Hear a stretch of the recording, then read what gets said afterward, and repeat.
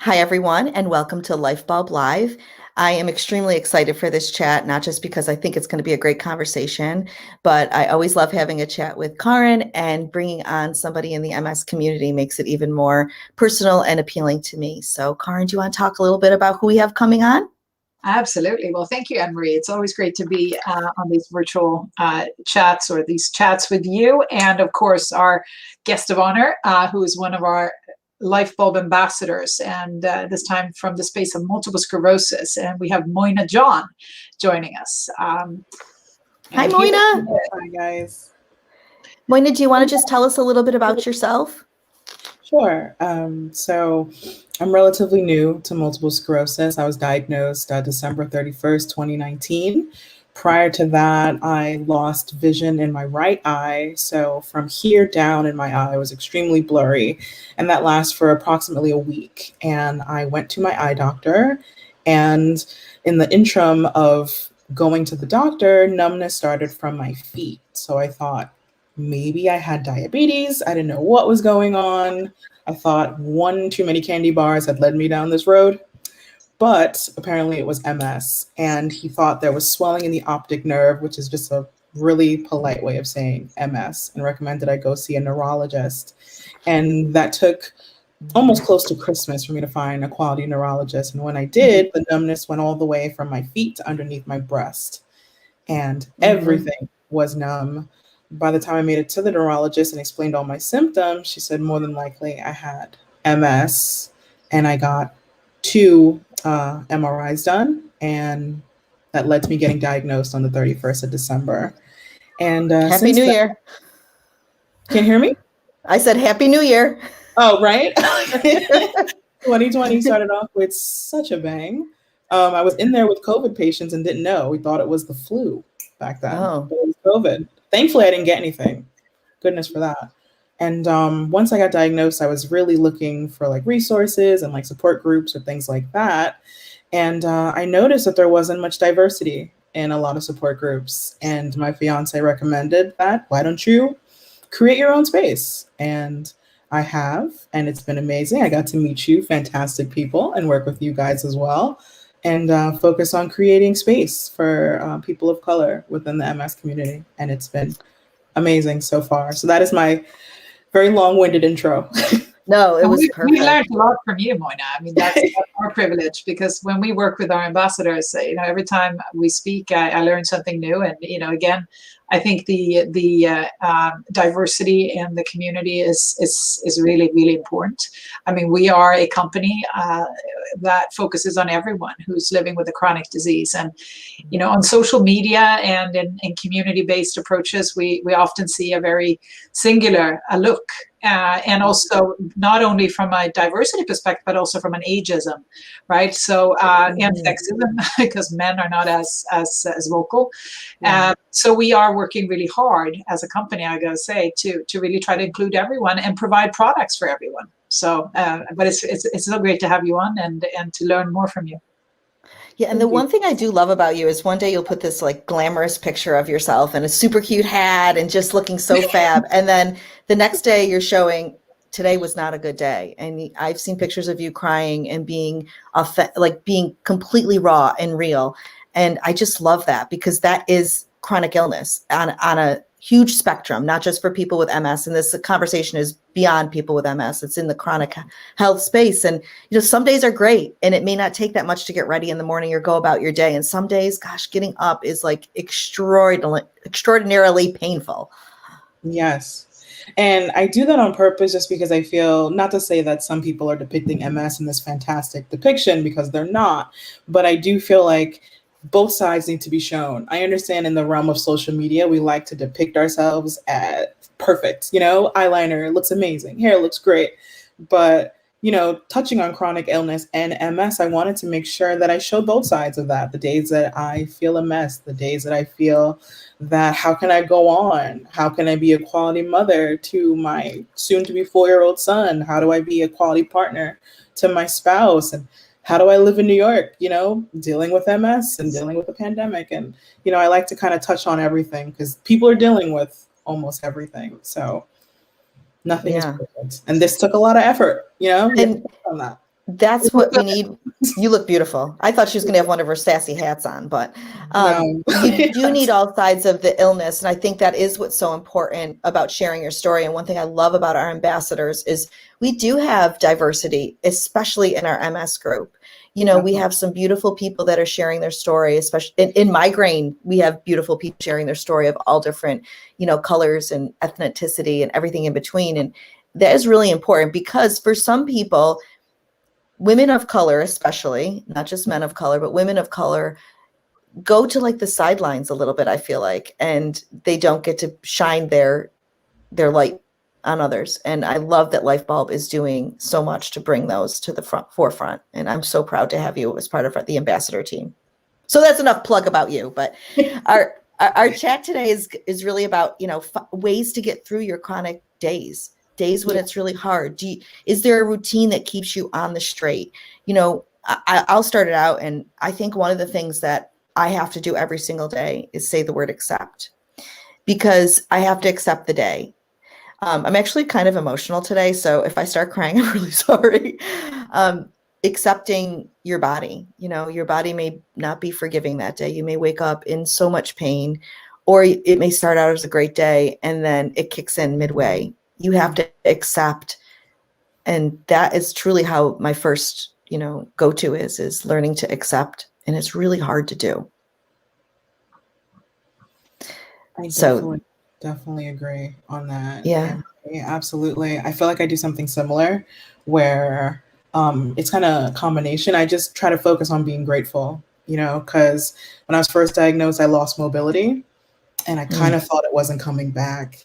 And for every day I can get up and stretch and move my arms and open and close my hands, which at first I couldn't do. They were stuck like this, as if I was stuck in like a bear mode. I can hug my son, I can kiss my son, I can feel him, you know, and I can move my legs, and I don't want to get emotional too.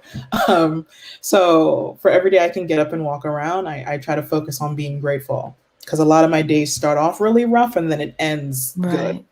But usually I wake up with some sort of cognitive fog or some sort of stiffness, or my muscles hurt or something. But I try to focus on, I can move, I can walk, I can use my arms, I can type, I can text, I can talk to great people. And I try to just focus on that for the day, even though I know that sounds hard if you're dealing with I know that using the word great. Yeah. Go ahead, Karin. No, I find that to be, I mean, it's very, I'm listening to you and I'm learning as I always do. And it's, you know, I don't have that at all. You know, I don't have MS, but I have 2 organ transplants, I have type 1 diabetes. I just don't know how to do that. It's interesting. I don't know how to do what you're doing. For me, I really have to live every moment. I don't think beyond right now. And if I feel bad right now, I try next moment to feel better. Yeah. So for me, everything, and I have, since I was very little, I studied, determinism, existentialism, the free will. And I always saw life as a band of pearls, so that every little thing you do affects the next moment. So if I can do something right now that will make next moment feel better, then I'm already got a gradient of improvement. For me, my whole life has to be about getting better. And even if I start from a lower base, at least the next moment is better. So in a day, if I can think about the day of pearls, then I try to get to a point where it's going up. And then when I kind of come down, at least I'm doing it not so quickly. I have difficulty saying I accept this as me, and it's not where I want to be. I see it more as, this is where I'm right now, but I'm going to be here in a moment. I don't know if I'm explaining it correctly. No, you're explaining it beautifully. And you know what you both kept saying that I kept hearing is, I can. You both were saying that. Moyna, you might be talking about being grateful, but you were saying, I can move my hands today. I can do this. And Karin, you were saying the same thing. I can.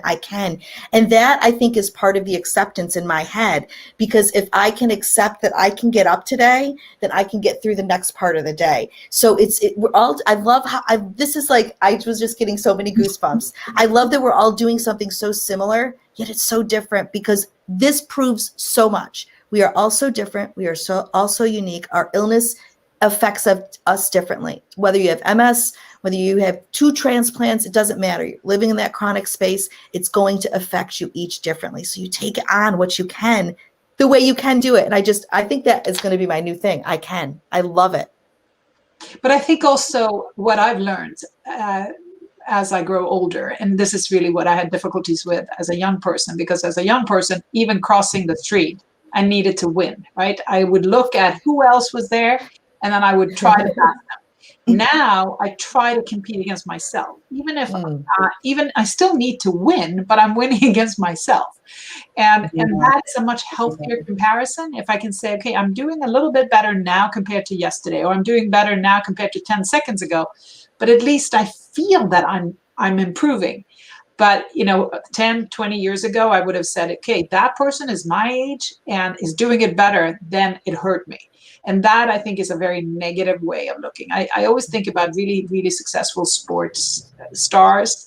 They always say they compete against themselves. Yes. Like, I did better today than I did last time. And she was better, or he was better. And they acknowledge that. And that's fine, because according to their own strengths, they did better. So I think as people who are living with a chronic disease, we also have to think about our own comparison versus everyone around us. I can never be, as strong as someone my age who doesn't have the transplants, right? Or didn't go through this, 31 years with type 1 diabetes is damaged a lot.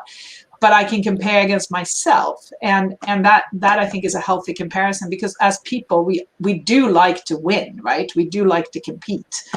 And it drives us forward.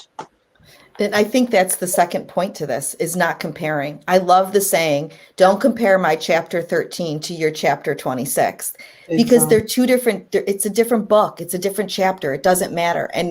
And Karin, I try so hard to do exactly what you're saying. I really try to not compare myself, especially to my healthy friends. They're doing X, Y, and Z, and I can't do that. I can do things on my own. And recently I've really tried to amp up my game on the treadmill. I'm not walking as much. I'm running a little bit more, and I'm not running for 5 minutes. I may be running for 20 seconds, but guess what? I ran for 20 seconds, and every time I do it, I beat my PR, not yours, but mine. And Moyna, I know that's actually something you do about not comparing yourself to others, because I've seen you post things about that specifically. Yeah, that's something I had to definitely teach myself, because initially I was always focused on, I wasn't a very in the here and now type of person. I was very focused on the next year, the next 2 years, the next 5 years. I'm very goal oriented, if I can say myself. But I had to kind of rein that in. It's like I cannot always be focused on what's going on in the next few years. I need to focus on what's going on right now. I feel good today, and I need to focus on that today. But sometimes I would catch myself comparing myself to someone else with another chronic illness, someone else that doesn't have a child, someone that, may not have the level of severity of symptoms. And I'm like, I can't compare that. We're two different people. MS and chronic illness looks different in every person. So I can't, compare your life to my life, and also understanding that, not cutting you off, that my goals have changed now since having a son, since, being diagnosed, and, that's okay. I may have saw myself being an esquire at this age. Maybe now, my I thought you said escort at first. I was like, wait, wrong. No, esquire. lawyer, to clear that up. But that's no longer my journey, because I fell into, communications, and I love that. And there's nothing wrong with changing your path, but realizing it's your path to walk. It's no one else's. And when you walk on your own path, there's no traffic.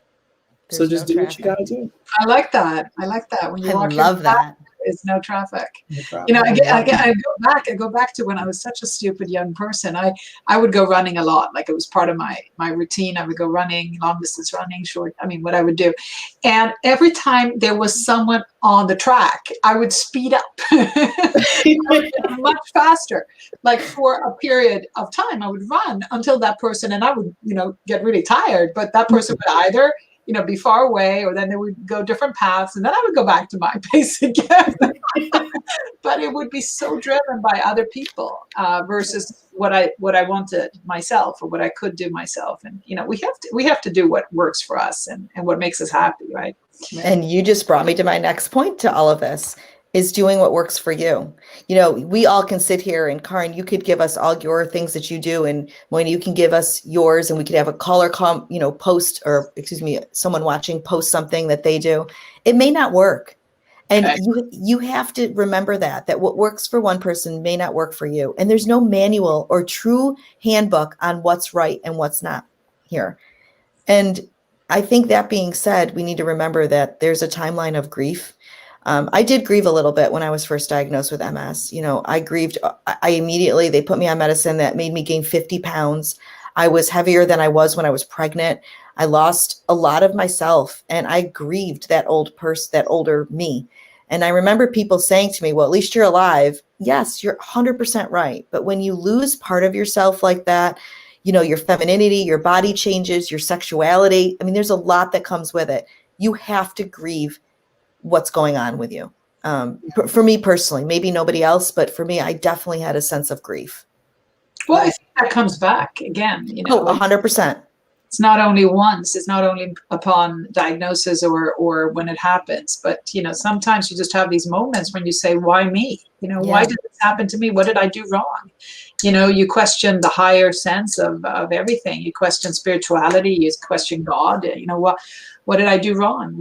Especially for someone like me who's so logical, you know, and I think about consequences. What did I do to get this? You know? Yeah. For me, it was more like, maybe it was my teenage years that did this to me. I was not a very good child. So, you know, I did think in my head, you know, what did I do? Like, was it all my past that got me to this point? And I'm paying for my, you know, wild behaviors. And I struggled with that. And I also think it comes and goes. Like you just said, Karin, there's no timeline here. You may feel great about it one day and be like, you know what, I got this, and I'm going to empower myself, and I'm going to share my story. It's going to help everybody. And the next day you're like, oh crap, I can't believe I have to do all this. You know? And you're kind of tired of yourself. Oh, so tired. I'm so tired of listening to myself complain. Yeah. Moyna, do you feel that way? Go ahead. We're both asking you to say something. I was going to say, it's interesting how I was grieving, because I'm going to be 30 in June. So I'm like, I feel like I haven't even really started living. And then here comes this diagnosis. I feel like I was now getting a groove and, you know, falling into what I want to do. And now I have a chronic illness. How do I even live my life anymore? That's just starting. You know, I was like, was I chubby for too many years? Like, was it my diet? My mom still has a very hard time coping with this diagnosis. She keeps thinking maybe she did something. You know, I did have a very difficult birth, so she's not sure if that's what led to this. Like, she's been racking her brain, and I'm like, Mom, there's nothing we could do. It's here, and we just kind of have to accept it. But it's hard for her, and then that makes me feel bad, because even though, of course, I didn't bring this on myself, it happened. But I feel sorry for the people in my life sometimes, because it hit everyone very hard. My friends, family, my spouse. You know, my son is a little cognitively delayed. So he understands something's a little wrong with mommy, but he doesn't understand the dynamics of it yet. And trying to cope with that. I was like, my son at the time was going on 3. How do I parent him? How do I explain this to him? You know, I didn't want him to end up being my caretaker. We were working in reverse. I'm supposed to take care of him, not him taking care of me. And I felt a lot of guilt for that. He's my one child, was planning to be my only child, because I think I only have the bandwidth for one.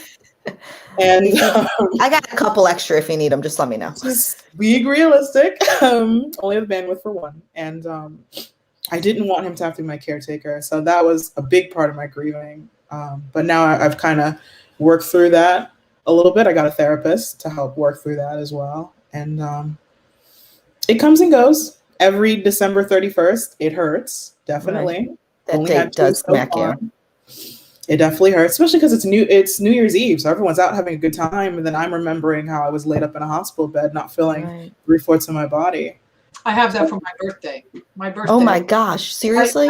Type 1 diabetes diagnosed 2 days before my birthday, so I was in the hospital on my birthday. My birthday is a bad day. I remember it's always, my grandfather died on my birthday. I was diagnosed with something else. I spent so many birthdays in the hospital. July 7th Oh. was not a good day for me. Hmm. Lately it's been better. Everything will get better. It's funny how a date can affect us like Yeah. that, because I totally can relate to that. There's certain dates that do hit me harder than others, and they really do affect me. My mood changes, everything. Moyna, to what you were saying about your kids being a caregiver, there was a point when I was in a very bad flare. I couldn't even move. I wasn't paralyzed, but I felt that way because from my middle of my back down, I literally could not move. The pain was excruciating. I was laying on the couch and I couldn't make my kids breakfast. And for an Italian mama to not be able to cook breakfast for the kids, I was so guilt ridden. And I'll never forget, my son Anthony was like 7 years old at the time, and he made waffles and cheese sticks. And I just remember crying so hard because he was making waffles and cheese sticks for him and his little brother, and I couldn't do anything about it. But he was so proud of himself. But it killed me that I wasn't caretaking for them like that as a mom, because I wanted to be a mom for my whole life because I lost my mom at a young age. That part of living with a chronic illness is super hard when I can't do something for my kids. More than I can't go and put on high heels and go out to dinner, which I love to do, or go dancing, which I know COVID, but really, but not being able to cook dinner for them sometimes or make their breakfast those are totally different, like even to me, divisions, right? I mean, right. not being able to go out dancing, that's a luxury. Right. And you can dismiss it, but not feeling like you are taking care of your own blood, right? That's so It's hard. really hard. That's it's where really I think hard. another one of our ambassadors is doing a great job. I am Stam is her handle. Yes, Instagram. it is on Instagram. Julie. Stam, and she has written a book for children with MS parents, and explaining multiple sclerosis to the parents through the children's from the child's perspective. And I think her perspective is so great because it really does add empathy in the child. And of course, we don't want to over burden a child with responsibility and never let them be a caregiver, right? But giving them empathy is one of the biggest gifts we can ever give, because people with empathy are good listeners, will be good leaders one day, and will be better people. I think that's also, I mean, your children for boys are great people. And that's probably one of the best report cards you can have as a mother, right? My little girl, 3 years old, she knows that when I'm not feeling well, she goes and gets a Band-Aid. She thinks the Band-Aid will fix it. And you know what? At 3 years old, a Band-Aid fixes the most. And a kiss and a Band-Aid. A kiss and a Band-Aid. Yeah, and I feel like kids don't look for reasons why this is happening to us. I think they do exactly that, Karin. They go to get a Band-Aid, or Moyna, and your son gives you a big fat hug. That's their solution. Whereas our parents, and I mean, I know my dad does too, they want answers. Like, why did this happen? And Karin, I know that some of this is scientific, and I'm not the science gal in the least bit. However, when I was diagnosed with cancer, I did look for the scientific reason. I went to every gene testing I could find. There's got to be a gene in there. There's got to be a gene in there, when it could just very well be environmental. And I think it's not just about the why me when you're diagnosed with a chronic illness. It's the how. How did this scientifically happen? What did my body do wrong that person over there has nothing going on? Exactly. It's hard. That part of it's hard. It's very important. Very. That's why MS and type 1 diabetes, inflammatory bowel disease, celiac disease, all these autoimmune diseases are so confusing, because there are 3 components to them. There is a genetic component, there is an environmental component, and then there's the stress, right? So, most of these diseases, they start when something around you is kind of breaking apart. You have a cold, you're going through a divorce, you have a death in the family, something around you is just triggering your immune system to not be able to defend anymore. That's the same with cancer. I mean, the 3 components are very important in most diseases, but especially autoimmunity and cancer. That's very true. And then there's the stuff on top of it. It's not just your diagnosis. It's all the little things that come with your diagnosis. The headache that you might have never had before that all of a sudden you do. Moyna, I don't remember if it was when we were talking before or when we started the live, but you talked about cognitive fog. And that is so difficult when I'm in that brain fog and I can't even think straight. Maybe I have a project due for work, or, I'm trying to get the kids somewhere. I've actually gotten lost before, and I'm very, very good at direction, but I had no recollection of where I was, nothing. I was like, how did I get here? I don't even know how to get home. I have no idea how to get home. And then it overwhelms you. You start being stressed out because you can't figure out what you're doing, and it takes over. And I always find it amusing when, people say, "Oh, you'll get it back. It'll come back to you." I'm like, honey, it's not coming back. Yeah. The toxic positivity. I know it comes from a good place, but the generic, I love that sentence. Or, did you try yoga? Did you try going gluten-free? Did you try yoga? All these things. And it's like, I know you mean well, and I know all these things. Of course, me being chubby, everyone's like, well, have you tried getting on a diet? It's like, me being chubby has nothing to do with this diagnosis. I've been chubby my whole life. I've been healthy my whole life. So, yeah. No. Did you try a diet? But did you try yoga? Is great. Then you will look like Giselle Bundchen. Exactly. Everyone, did you try yoga? Why does it's really good? Yoga and turmeric cures everything? I'm West Indian. I've been eating turmeric since the womb. Like doesn't add anything. I mean, I do think that eating healthy and exercising definitely helps. I mean, you were talking about moving your hands and stuff. I do have to move my body every day. If I don't, my joints are in incredible pain. That may not be running on the treadmill. That may be walking extremely slow, or that might be sitting in my chair and just doing some arm exercises and moving my legs that way. I think there's a big misconception that exercise yoga is the be all end all cure for people in the chronic illness space. It is just about moving your body. Just move your body a little bit. It doesn't have to be, downward dog for 6 hours. Yeah. I have to do like physical therapy, like different exercises for my hands, because my hands are really stiff. And after my last flare, they just have not come back to a place where I need them to be. So like texting on my phone excessively is hard. Typing for too long is hard. So I do a lot of exercise with my hands. I use like putty and things like that. That's great. And I had a lot of respiratory issues. So I actually have a little device here on my desk that I do a breathing exercise every other hour to strengthen the muscles that control my breathing, because they're very weak and I have a lot of breathing issues. That's not COVID related, which I have to keep telling everyone. Right. Of COVID. They're like, oh, did you have? No, it's the MS hug, everyone. Thank you. Oh, the MS hug is no joke. I mean, Karin, I know that this conversation is not all about MS, but when I first had the MS hug, I thought I was dying. I truly, it goes all the way up here. I thought it goes all the way up here. I thought my cancer was like invading my body. I laid there. I did not want to move. It is literally like somebody is squeezing all of your muscles in your chest area as tight and tight and tight as it possibly can. It feels like an elephant is sitting on your chest. It is the worst side effect of MS. Yeah. I thought I was having a heart attack. Yes, I did as well. I didn't know what I was dealing with. No, I haven't had one in a long time now. I'm going to guarantee you I have one tonight. I'm going to message you tomorrow and tell you this. But this is a perfect segue into our last innovation challenge, which was about MS and the winners and some of the honorable mentions. Karin, do you want to talk about that just a little bit before we drop off? Because I think what we're doing is we're talking about all these things that we use mentally to get us through these days and times that we have when it's rough and easy and everything in between. But there are products out there, innovations that people are creating that can really help us in this space.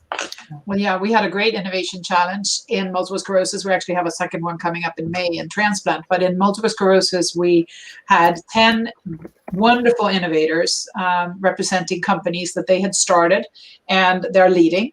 And they really ranged from, all of them, of course, were patient entrepreneurs. So they were either living with MS or directly related to someone with MS. And the winner was a young man whose father has MS. And he developed a technology that addressed drop foot, which is a very common consequence of MS. And more than just helping with the foot, actually pushing it up so that it doesn't drop, so that you can walk. It also had a feedback loop using AI so that the person can learn how to walk again together with a therapist, a physical therapist. So it was a very clever, somewhat affordable product that addresses both the actual problem and the future of being able to walk. So that was a winner. And I think what was really cool was that we had two young women who were number 2 and number 3, and they addressed two very different parts of the spectrum of MS. One of them had created a very cool chair It's called the grit chair. So it can essentially, you with your arm, you can use your chair to climb a mountain. It's a chair that is very different from the wheelchair that we all know. But of course, it addresses the person who is disabled, who is in a wheelchair. And the other individual who was actually number 2, this grit, was number 3. Her name was Tish Skolnick from MIT, very strong engineer. Number 2 was a young woman trained at Parsons School of Design, and Lucy Jones, and she had created a company called Fora, and that was addressing really the overall, like, you're feeling with living with a chronic disease. So she started out by designing clothes for people in a seated position, because when you're sitting, you actually have a very different measurement, right? So, and most clothing, really designed for when you stand up. But her company, now that she presented for MS, really had interesting cup holders and other accessories that you can place on your chair, or even as you walk around and have issues with MS. So those were the 3 mentions, the number 1, 2, and 3. But I also want to mention an individual, Jason De Silva, who himself struggles with MS and has pretty severe MS. But he's created what's called Access Map, which is a technology that keeps mapping out all the different locations that we need to go to: the post office, the restaurant, the hair salon, the manicure place. And when people go there, they feed back into his system so that you can see if it's handicap accessible or not. So very cool map that is global in nature and grows as we all feed back into him. So all of you should join, Access Map and continue to feed back into Jason's really cause that is so important to all of us who's struggling with something. For me personally, I've very difficult days when it's not light. So in the dusk dawn, because my diabetic retinopathy has caused a lot of issues for my retinas, I had to burn them, and so it's hard for me to walk into a restaurant that is dark. I will fumble, and in those places where there's an immediate step or there's a glass wall or something, I've been seen to fall or hurt myself, and it's something that is pretty valuable. So you should check out all the innovators. They are on our website under Lyfebulb. We put the link right up there for the challenges. See the range of technologies. Which I think is just one of the things I just love about being part of the Lyfebulb team, is being able to bring these things to people's, doorstep, into their eyes, to let them know that they're out there. And I just was having this conversation with our ambassadors the other day, and I said, well, these innovations aren't curing anything. They're helping us mentally and physically get through things that we never thought we could endure. Yeah. Moyna, I just want to thank you again for taking the time out of your day, your busy day, being a mom and a workforce and an amazing advocate, to chat with us. I think you're spectacular.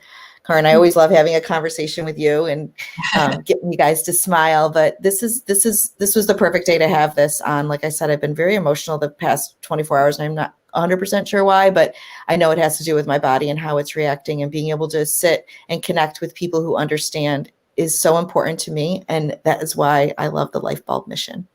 So I hope everyone checks out Moyna, and sees what else we have in store coming up. Fantastic. Thank you, everyone. Thank Bye. you so much. Bye.